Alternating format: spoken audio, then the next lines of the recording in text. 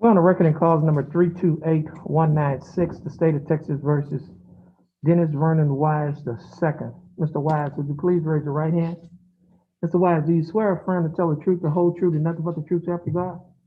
Yes, Your Honor. Okay, you may put your hand down. Mr. Wise, you have before you a document that is titled Standard Bond Conditions in County Court at Law Number 2. Do you see that document? Yes, sir. Okay, I will go over this document with you.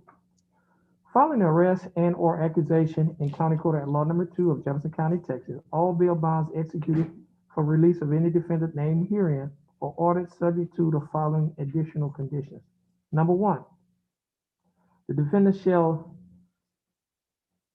commit no offense against the laws of this state, any other state, or of the United States. Do you understand that condition? Yes, sir.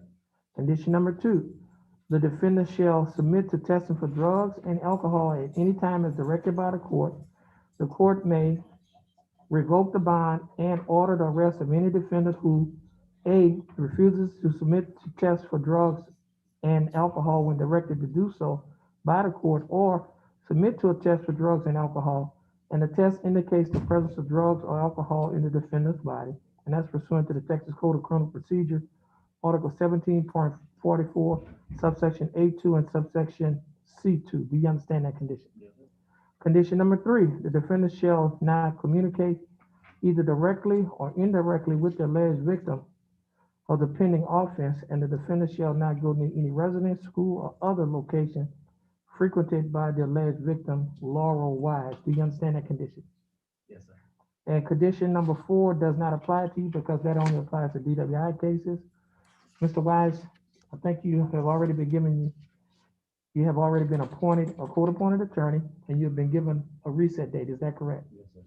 So at this time, Mr. Wise, you are free to go and have a blessed day. You as well, Your Honor. Thank you very much. Yes, You're welcome.